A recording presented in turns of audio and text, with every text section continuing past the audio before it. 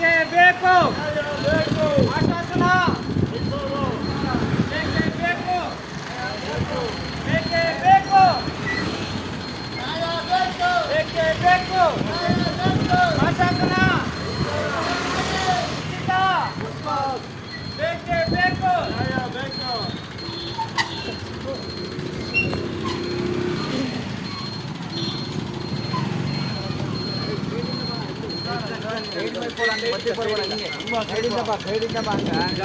ಮಾಡ್ಕೊಂಡು ಲೆಫ್ಟ್ ಬನ್ನಿ ಎಲ್ಲ ಲೆಫ್ಟ್ ಬನ್ನಿ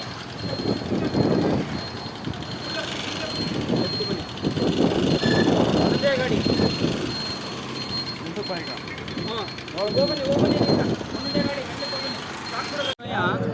ಅಂಗವಿಕಲರಿಗೆ ಈಗ ಅನ್ಯಾಯ ಆಗ್ತದೆ. ಪ್ರತಿಯೊಂದು ರಂಗದಲ್ಲೂ ಸಹ ಅನ್ಯಾಯ ಆಗ್ತದೆ.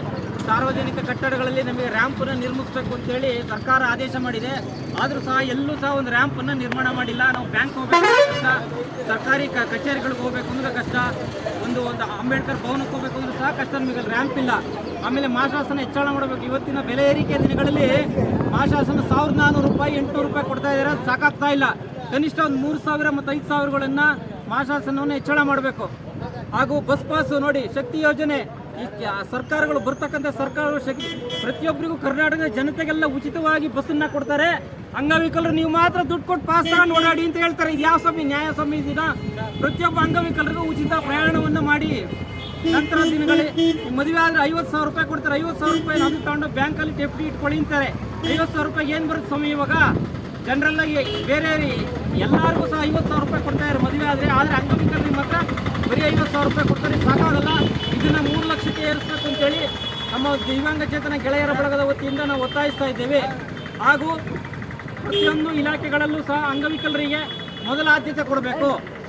ಆಮೇಲೆ UDID ಕಾರ್ಡ್ ಮಾಡಲಿಕ್ಕೆ ಇನ್ನೂ ಸರಳಗೊಳಿಸಬೇಕು.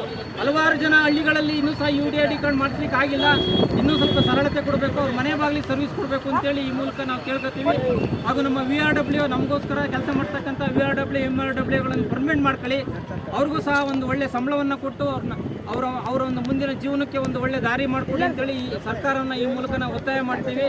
ಹಾಗೂ ಈ ಅಂಗವಿಕಲರಿಗೆ ಏನಾಗಿದೆ ಅಂತಂದರೆ ಪ್ರತಿಯೊಂದು ರಂಗದಲ್ಲೂ ಈಗ ನಮಗೆಲ್ಲೇ ಬಂದರೂ ಒಂದು ಟಾಯ್ಲೆಟಿನ ವ್ಯವಸ್ಥೆ ಇರೋದಿಲ್ಲ. ಆಸ್ಪತ್ರೆಗೆ ಹೋದರೂ ನಮಗೆ ಟಾಯ್ಲೆಟ್ ವ್ಯವಸ್ಥೆ ಸರಿಯಾಗಿರೋದಿಲ್ಲ.